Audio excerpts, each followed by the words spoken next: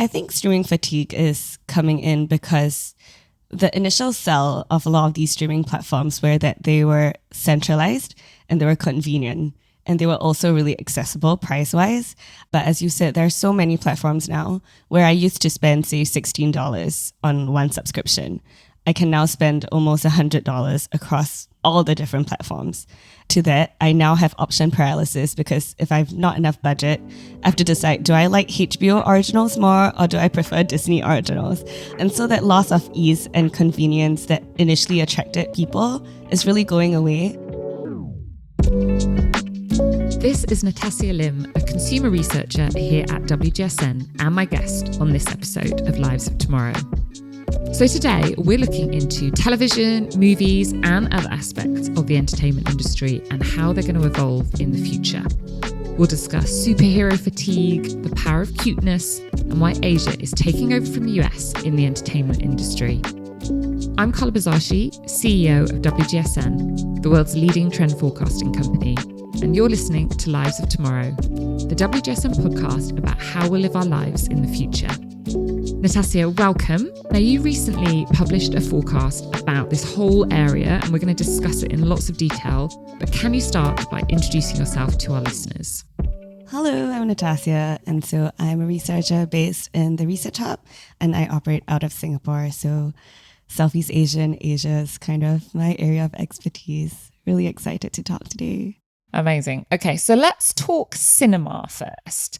The last few years, we have seen a lot of superhero films. Now, in your forecast, you state that we're seeing signs of what you've called superhero fatigue. Why is this? So I think this fatigue has been around for a few years. We've been feeling it for a while, and it's significant enough that, Bob Iger from Marvel announced that they're cutting down their slate of TV and film releases. And I think the main reason is that superhero films kind of have a simplistic moral world to them, but we're living in a really complex world. There's the rising cost of living, there's shifting political landscapes, and so we see viewers really seeking more realistic and complex narratives that don't simply involve them being saved or saving someone. And so you'll see even in fantasy genres that people are really looking for ways to understand reality, to get closer to it and to cope with it. And so it's a form of emotional education. Anything that fails to kind of meet that, I think, is the heart of why so many genres or narratives don't succeed. I think that's fascinating because I think from the outside in, you might just go, there's just been a lot and we've just had enough of them. But it's much more nuanced than that. It's more complicated. But when you describe it that way, it does make absolute sense. So I guess on the kind of the flip side of that is what's going to replace it. And indie film is something that you've identified. We've seen it on the rise, fueled somewhat by the strikes in Hollywood last year. But can you explain how that's happened and whether these are going to really move and become more mainstream and continue to gain momentum? I think it will gain momentum for sure, but let me set the context a little bit. So as you mentioned, there's the talent strikes in Hollywood. And also I think for a number of years now, there's so much money to be made in Hollywood, but it's not trickling down to the people who make it happen. And so inevitably you have this massive amount of brain drain that's leaking out of the industry. And it's just never been outpaced by the number of people entering the industry until now. And so if you combine that with, as we mentioned, audience fatigue with these kind of big budget productions, and you also combine that with streaming platforms seeking kind of more original content, you've also got breakdowns of traditional pathways to success. So people are making more independent content, short form content that results really in a lower barrier of entry for people who want to enter the indie industry. And so what's happening, at least around me, is that I'm seeing this resurgence of very craft-focused independent content. And you see social media also driving discovery of these films. And so marketing of films is also no longer contained to which production house has the biggest marketing budget. Okay, let's turn to the screens that we've got at home. So arguably, the data points at streaming is still rising. For some streaming services, their numbers might be going down, but a lot of that's due to the competition out there. We are watching a lot more at home than we are in cinemas or theatres, depending where in the world and what you call them. You have said that in your report, there are early signs of streaming fatigue as well. So where are we going to land with this? So I think streaming fatigue is coming in because the initial sell of a lot of these streaming platforms were that they were centralized and they were convenient. And they were also really accessible price-wise. But as you said, there are so many platforms now where I used to spend, say, $16 on one subscription. I can now spend almost $100 across all the different platforms. To that, I now have option paralysis because if I've not enough budget, I have to decide, do I like HBO originals more or do I prefer Disney originals? And so that loss of ease and convenience that initially attracted people is really going away.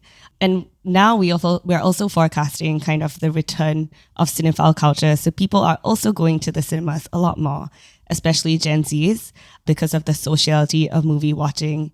If you compound that with the fact that if I can't even watch the film I want to watch online, I might as well just go out and catch it in a theater. And so all these different trends are happening at the same time. I mean, it's so true. You sort of play that game, which is, okay, well, I've usually got like 2 on the go. And then as it's coming to the end of the year, you're like, well, if I cancel this one and then I can move on to this one, but what am I going to miss there? And then you add in sort of family dynamics as well. We had a whole debate around the kind of family dinner table last Friday because I'd cancelled Disney Plus because I'd watched The Bear and there wasn't anything else. But then my stepsons are like, whoa, hold on a minute, we're still watching Family Guy on it. So then they're trying to get me to, and I'm like, well, why don't we move on to this one? And it is quite interesting. It becomes a whole debate as to how you're going to spend your money and on which platform. But that probably brings me nicely on to the topic of the multi-streaming platform. So things like Tubi, which I have never used. So you're going to have to educate me on this. So what does that have that the Disney Pluses and the Netflix or the Primes don't? So I don't have it either because it's only available for people in the US.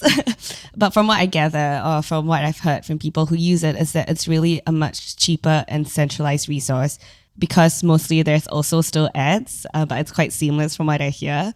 And it also houses the content that's been lost from other platforms. So as you know, Netflix has had a lot of content pulled from it. And so there's this pro-consumer positioning where they're a lot more affordable. There's an emphasis on that sort of variety and accessibility. And they even had like a whole campaign where there's a section called Not on Netflix. And so I think that sort of like pro-consumer positioning is working really well because the big platforms had that initially and now they're losing it. I think Tubi is like emerging as something that younger people want to use.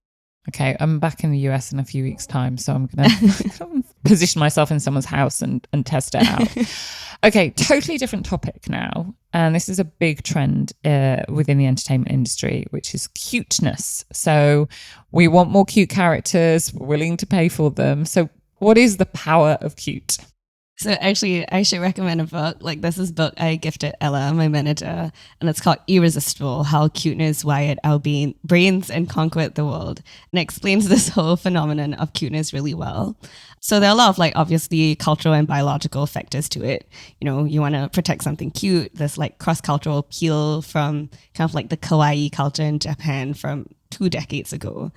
But in relation to like our current context, I think 2 things emerge as like the main driving forces for the power of cute.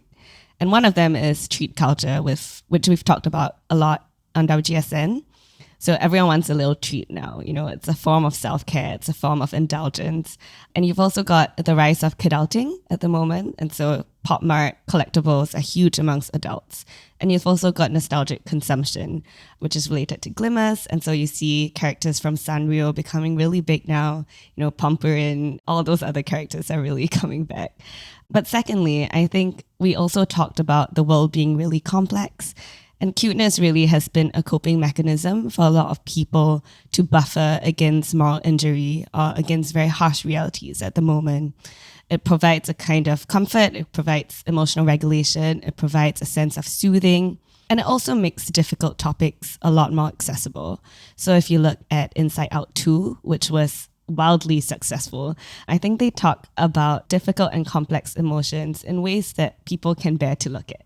And that's really important, I think. Yeah, isn't that the top grossing film this year? Exactly. Yeah, it is. It's amazing. It's so interesting in thinking where this conversation started, those kind of big superhero films, and yet it's something like that, which is resonating more and cross-generational. it's not just younger people watching that film. So it's really interesting.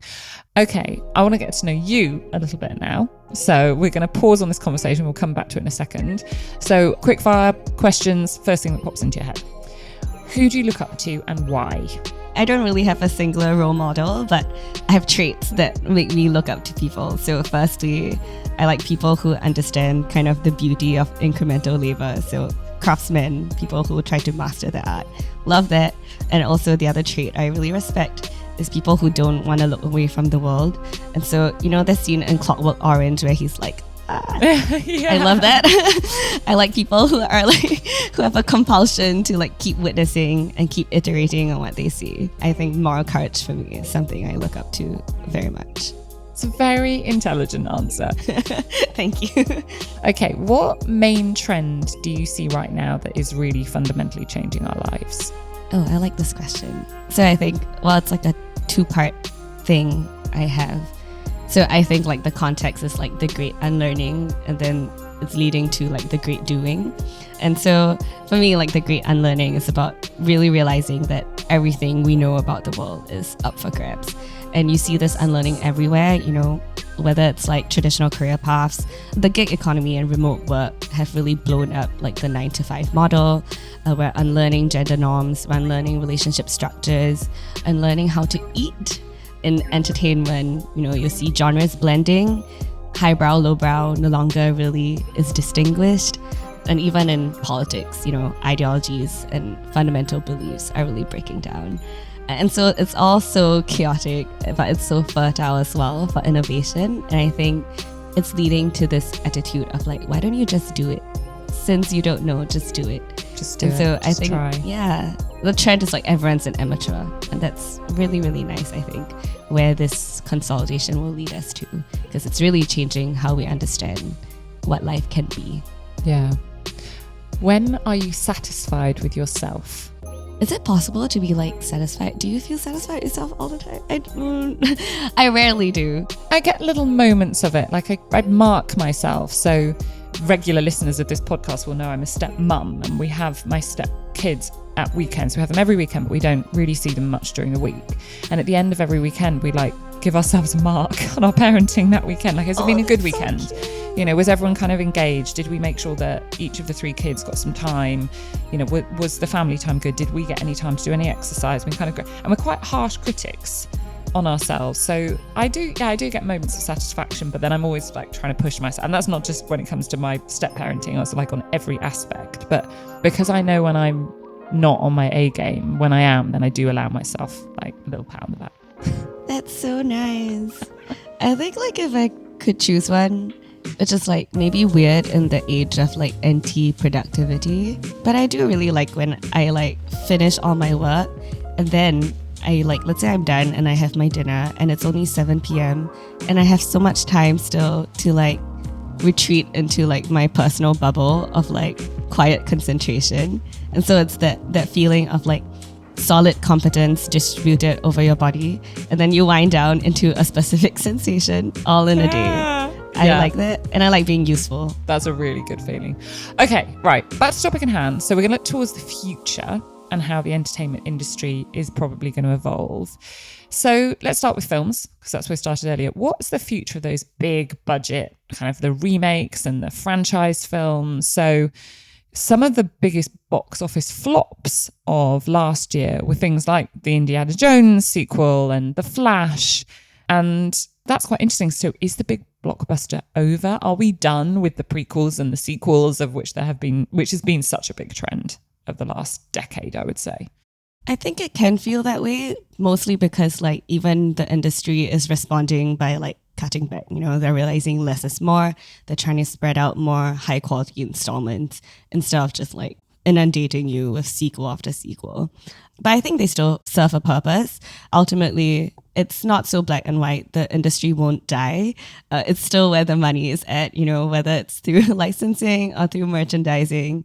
And so, you know, cash is king, right? So it will not die. But I think there's a real difference between capital and cultural capital. And that's where the real difference is, right? And so for blockbusters, I think for them to remain culturally relevant, they really need to change their strategy. So personally, I think context building really beats universe expansion. So things like prequels or spin-offs are likely to fare better if they explore roles that are a bit more relevant to people. And also if you offer a fresh take. And so, for instance, we had Deadpool and Wolverine, which was really successful because it was kind of like, it made a mockery of itself. And so people didn't have to, go through their own critic to be like, this is a terrible Marvel franchise. And also I think for the future of franchises, I'm seeing a lot of young people complain nowadays about the cinematography of these like big films because they're trying to also fit their films in the 9:16 reel format, like when they share it online. And so since like cinephiles seem to be coming back, I think reinvesting in craft and like bolder choices in the stylistic choices feels like a good strategy forward. Okay.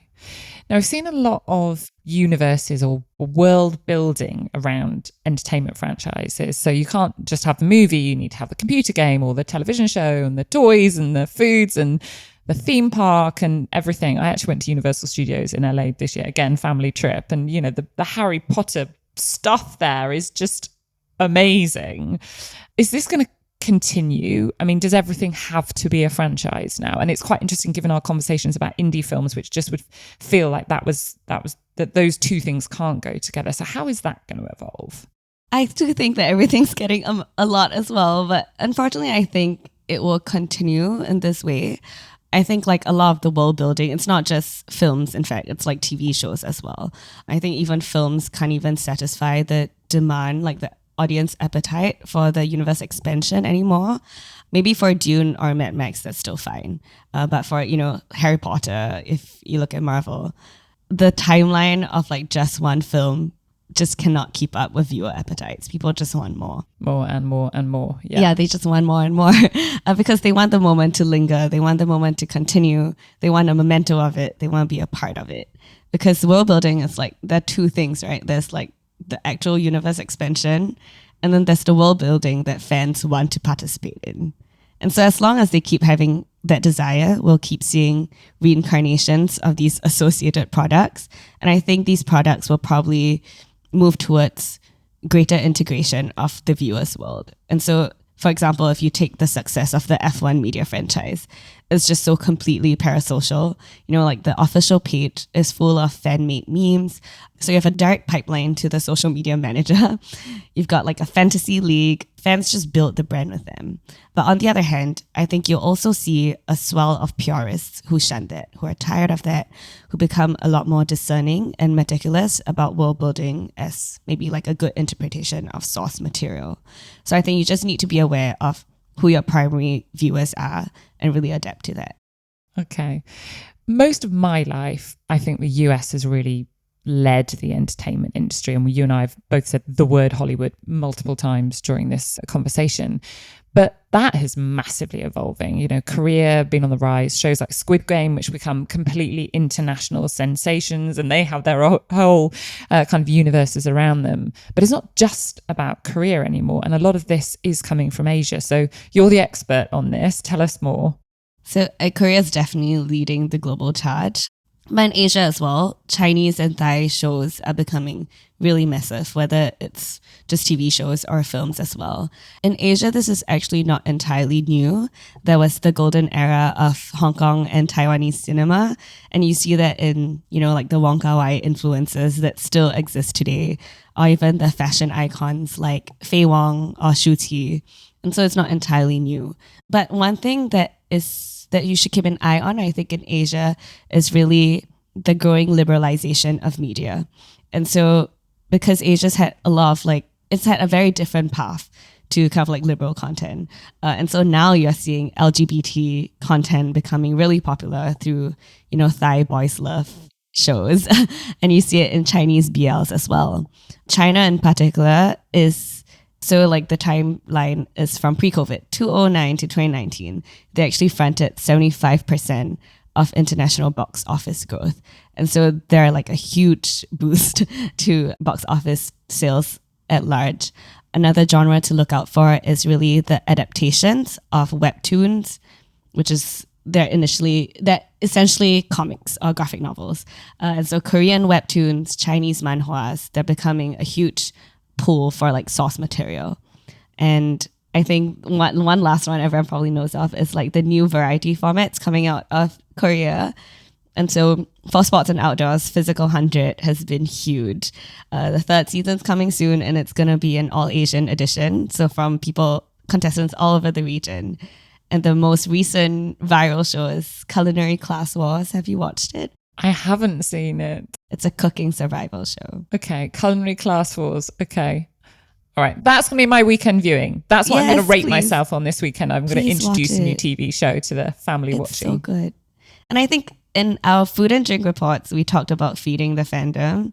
And I think that's the thing that Asian entertainment is great at. They're great at feeding the fandom. And it's not just through food, but it's like feeding their appetite for really fresh, non-English content. Is the entertainment moving from the US to Asia? Should we just discount Hollywood now? No, definitely not. Like, it's kind of like similar to like the blockbuster concept where like the money's not going away from Hollywood. It's still there. So it's not really so much that the US entertainment industry is moving to Asia or that it's waning. It's just that we're seeing just a really big shift in the entire entertainment landscape. But it isn't a one-way street. We're seeing kind of lots of cross-pollination of ideas and content. We're seeing US companies invest in and adapt Asian content, and Asian productions reach a worldwide audience. And so it's just a diversification because there's growing appetite for non-English content worldwide. We're also seeing a sort of like cultural fatigue for like US made content. And it's just a more balanced, globally diverse landscape. It's not that US is losing its gravity as a pole. We're just seeing a lot more poles appear. Okay. Are there any other trends that we haven't spoken about that you see in the future that the wider population are becoming aware of? What should we be excited about? So this is something I want to write a report about eventually. But I think we're really shifting from nostalgia-based narratives and towards a lot of fresh, original IP. And there's this really delicate balance being struck right now between like comfort viewing and challenging narratives. So for example, we're seeing in Baby Reindeer, they explore things like male loneliness and how toxic masculinity can also affect men. And so there's that openness to like new perspectives that is really rising. And I think that's really exciting, especially since we just kind of reached the peak of like girlhood narratives with like, Barbie and all of that. Yeah. And so I think we're entering like the next phase of how we're exploring gender as a whole. And so I think that's cool. We also kind of talked about the return of the cinephile. And I think I see that especially amongst young people and the return of film clubs, of very like specialized screening cinemas. And I think this renewed emphasis on film literacy and appreciation is really one to watch because it's reshaping how we engage with media. And so while we've been seeing kind of like the death of publications, like of criticism, especially in the past decade, I think we're seeing new forms of taste-making emerge amongst young people. So you see video essays, you see kind of long-form YouTube criticism. And I think that's really fun. I think we're going to see a new wave of tastemakers. And I hope that it leads to kind of the revival of some traditional publications again. Kind of, if we can lead back into a golden era, that would be really cool. So my final question, are you more anxious or more hopeful about the future of film, TV and entertainment as a whole? I think they really come together, right? Because like the more hopeful you are, the more anxious you are also because you want something so much. But I think being hopeful is my disposition. As I said earlier, there are just so many things happening now. There's so many big shifts happening in the industry and the future of entertainment is changing in really significant ways. Although I'm anxious that these changes will be kind of stamped out by industry desire to consolidate power and money, I also think that there are so many stories being told about so many different kinds of people, so many realities, and so many worlds. We get to see them all right now, and that's really exciting, and it's a really bright light in the face of like all the other things that we can be scared about. For example, one of my friends, she's making a film about this forgotten lesbian bar in Singapore in the 90s, and it's set against the backdrop of a period where there were lots of police raids on gay bars because of the AIDS crisis, kind of fear of Western liberalism. And so, yeah, I think around me, I see people who are grasping to remember lots of things. It makes me really hopeful. Thank you to Natacia Lim. I will be back with a new episode in 2 weeks' time. Don't forget to listen to our other podcast, Create Tomorrow, in the meantime. And as always, if you've got any comments or you've got a guest that you think would be great for this show, then please send me an email on lives@wgsn.com. I'm Carla Buzasi, CEO of WGSN, and I'll see you next time.